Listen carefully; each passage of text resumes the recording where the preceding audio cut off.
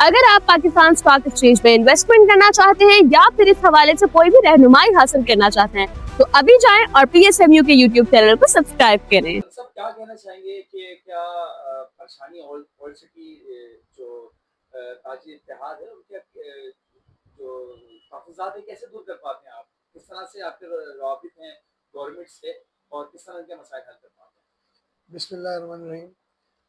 देखिए जी, ये एक काम होता है कि अपने मफाद के लिए किया जाए और एक काम होता है वाक़ई ताजिरों के लिए, मज़दूरों के लिए, अपने मार्केटों के मुलाज़िमीन के लिए, तो उसके लिए कोशिशें की जाती हैं। जैसे कि कहीं कोई गाड़ी के अंदर माल जा रहा है, उसको रास्ते में रोक लिया, तो फ़ोन आया था अभी गाड़ी वाले का कि भाई मुझे रोक लिया गया है, कहीं से माल आ रहा है, कहीं से जा रहा है। तो फिर उनको बताते हैं भाई ये माल मार्केट का है, कोई चोरी का माल नहीं है, कोई नॉन कस्टम माल नहीं है।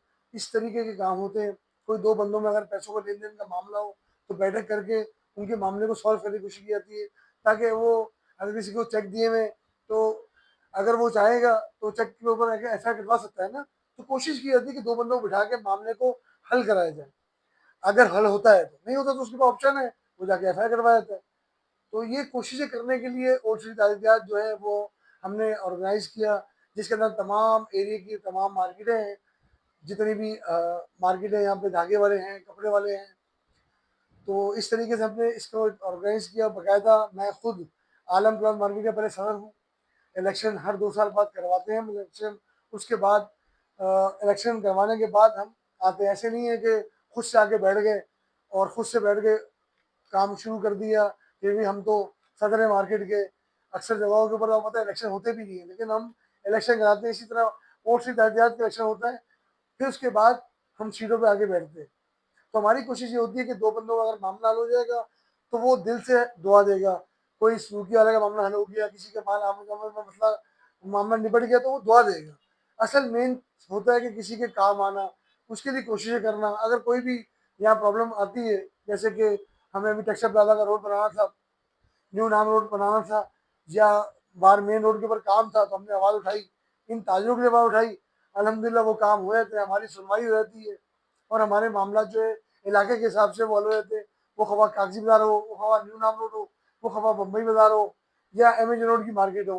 तो ये चीज़ें होती हैं। अब कोई ऐसा नहीं है कि इसके अंदर कोई कारोबार करते हैं हम ओटीटी के नाम के ऊपर या सदर आलम मार्केट बनने के बाद काम करते हैं, ऐसा कोई नहीं होता। इस ऑर्गेनाइज का मतलब अपने ताजिरों के बका के लिए कोशिशें करना।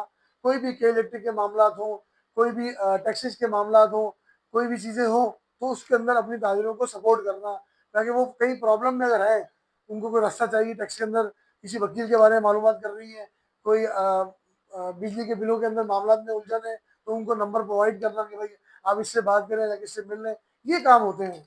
अच्छा सर, ताजिर का नाम आते ही इम्पोर्ट एक्सपोर्ट एक्सपोर्ट का जो ज़हन में आ जाता है सर, उसमें कोई परेशानी तो नहीं होती? उसके हवाले से आप क्या कर सकते हैं, क्या करते हैं आप? इसका ये है कि देखिए जितनी भी मार्केट है ना, इसके अंदर ज़्यादातर जो माल बिकता है, जैसे जेंट्स कपड़ा है ना, तो वो फैसलाबाद में बनता है, कराची में बनता है ना।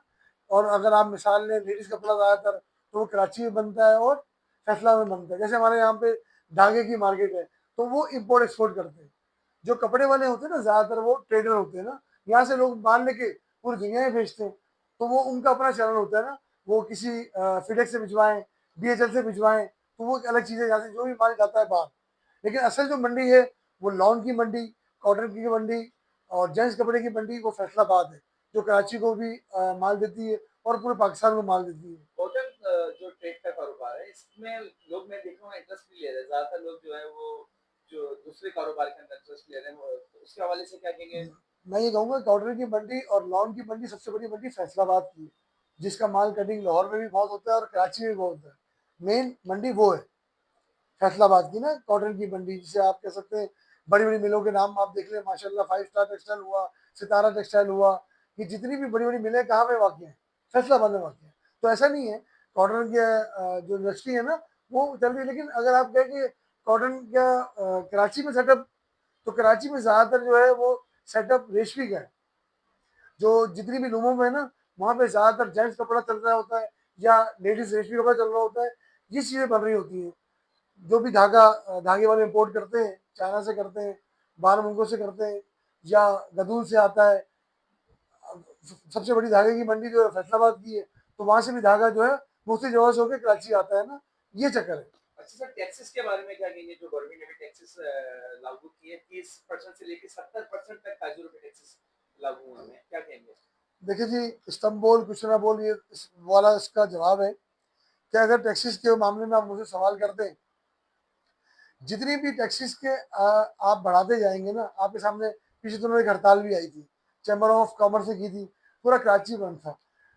इनको चाहिए कि ताजिरों को अपने साथ लेके बैठें, जैसे चैम्बर ऑफ कॉमर्स हुआ, लीडरान हुए, ताकि मशावरत के साथ ये सब काम करते रहे, काम करते रहेंगे, ताकि ताजिर और जो एफबीआर का फासला है ना, वो करीब होना चाहिए।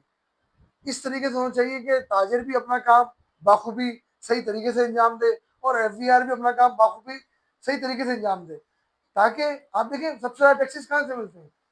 कराची जो है वो 68%, 70%, 66% जनरेट करता है, तो उसका मतलब मेन गढ़ कौन सा हुआ। लेकिन चाहिए कि दूरियां दूर होनी चाहिए।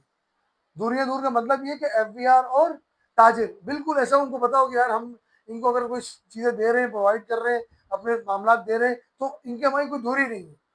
क्योंकि देखिए टैक्स देंगे तो वो चलता है ना, हम कभी भी टैक्स के खिलाफ नहीं है, भाई टैक्स नहीं देना, या जो टैक्स नहीं देता वो टैक्स नेट में ना आए या वो टैक्स ना दे, ऐसा कुछ भी नहीं है। टैक्स लाजमी देना चाहिए भाई, हर एक को टैक्स नेट में आना चाहिए, इसकी कोई मुखालफत नहीं है। लेकिन जो एफबीआर है और जो ताजिर है, उनको आसपास बिल्कुल साथ साथ चलते रहना चाहिए, करीब चलते रहना चाहिए, ताकि मामला आसान हो। जितने आप टैक्सेस के ऊपर आसानी करेंगे, आपके सामने कितनी सारी चीज़ें आई, पहले भी नहीं आई। शटर टैक्स लगा, उसके बाद दुकान टैक्स लगा कि भाई 60,000 भरना है, 30,000 भरना है, वो सारी चीज़ें कहाँ गई, वो सब रिवर्स हो गए। तो ऐसा होना चाहिए कि पूरे पाकिस्तान के जितने भी लीडरान हैं, जितने भी चैम्बर हैं, उन सबको इत्मीनान में लेके पॉलिसी बनाई जाए, और ताकि ताजिर और ये सब आपस में बैठ के मामला को आसानी से हल कर सके। और टैक्स लाजमी देना चाहिए, तभी तो वो चलता है। अच्छा, ये जो आपके ताजिर हैं यहाँ पर ऑयल सिटी एरिया में, उनको कोई मशवरा देना चाहेंगे? क्योंकि ज़्यादा हर कोई आपसे 24 घंटे तो राब्ते में नहीं होगा। कोई मशवरा, कोई ऐसी चीज़ जिसकी वजह से उनके काम, उनके टैक्सेस में, उनके कानून मशावरत में को आसानी हो जाए?